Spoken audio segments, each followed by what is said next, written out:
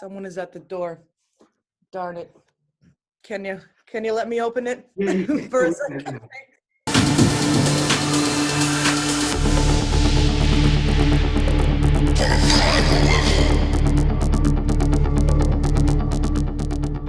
Hi, Simina. Hi. How are you? I'm well, thank you. And yourself? Yeah, not bad, thanks. Are you based in Berlin? In Berlin, yep. Been in Berlin 12 years now. Moved from Canada and this is home.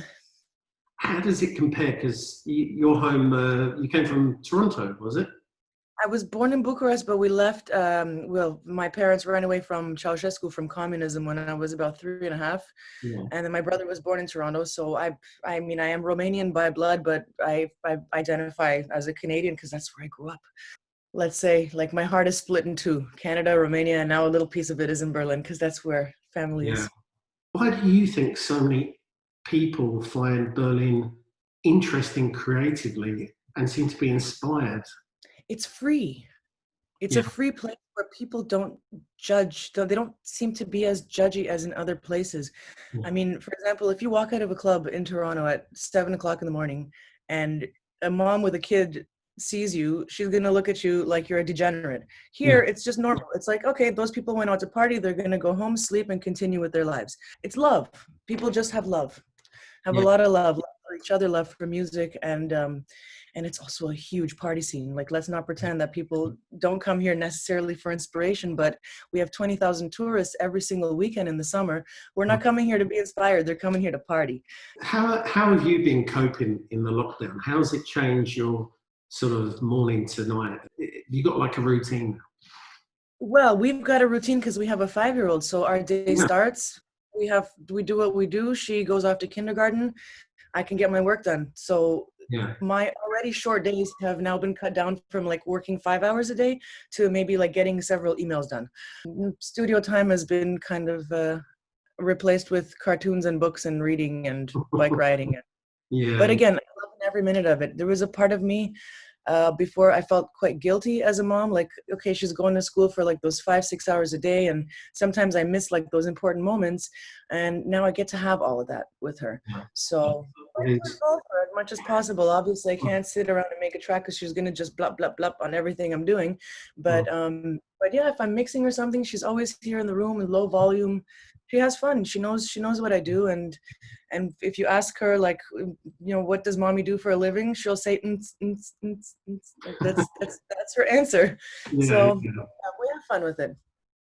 Your process of when you're making music or when you're getting inspired, what sort of inspires you to think of a beat or a bass or a different sound?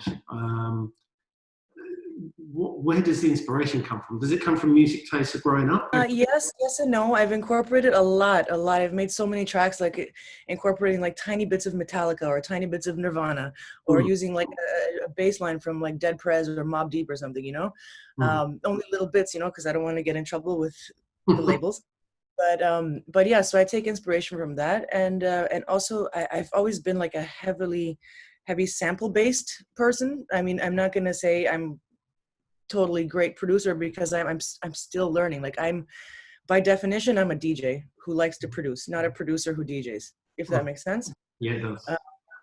Right. So, and I also like never went to school for this. I graduated from Ryerson with for graphic communications management with a minor in marketing and entrepreneurship. So my background was not really creative. It was more technical, but I've always been an artist. I always painted, I sang, I rapped. I was always involved somehow in music. But yeah, like if I sit down to produce a track, I always start with samples. So if I find a nice sample, I just exploit it as much as possible.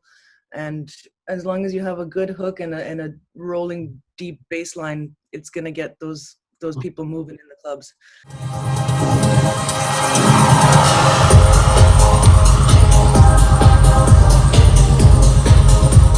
Was you into like heavy rock and stuff like that, and more than electronic music you found? Well, so yeah, I mean, I was kind of obsessed with like Nirvana and Hole when I was 11 and 12. Yeah. My mother actually, for some crazy weird reason, I don't even know why, she didn't understand me at all, but she let me like lock myself in my room and read Never Fade Away for 3 days, like when Kurt Cobain died. She let me skip school for 2 days, which was like unheard of for a Romanian immigrant mother to do. But on some level, I think she understood me. So I was into grunge, rock, ska, yeah, Sublime. I love Sublime. I got into 90s hip hop. I love 90s hip hop.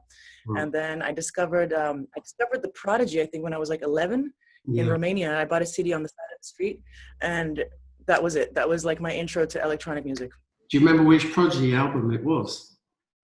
Yeah, The Experience. It's a side note here. I actually got a chance to meet Leroy Thornhill. We played a show together last week for Berlin Classic. It was a live stream. Oh, wow. And so I got to meet the man himself.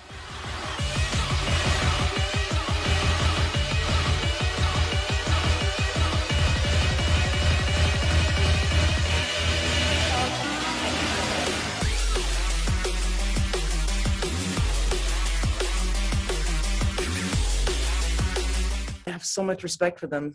Yeah. And so meeting him was, I was a little speechless, but yeah, but he was a really nice guy. His wife is also such a sweetheart. So. And I know that you just recently released some new music. Yeah, I got a lot of stuff going on right now. I released on Set About earlier this year. I released on Elevate. That was huge. That is huge. That's like a dream come true. Yeah, that was massive. And also one track on Tronic. So I landed in some good places, and recently last week I had another one on my own label on Kuukou that just came out, Confiscate, Elucidate.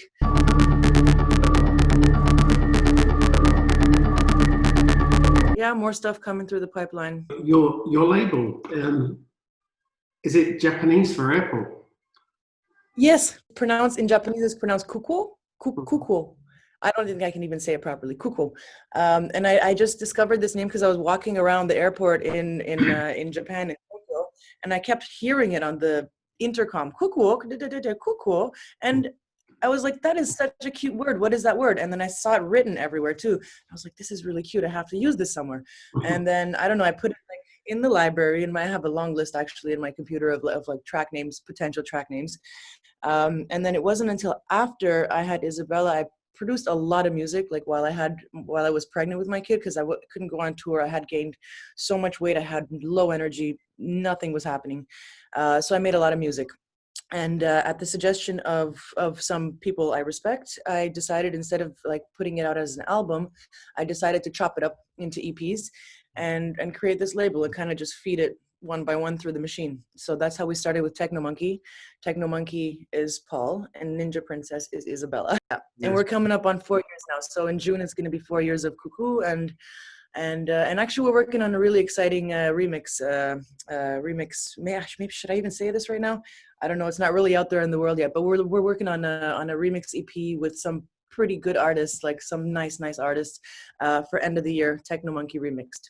Thank you very much for today, Simi. Thank you. Thank you so much. It's a pleasure talking. All the best. Bye.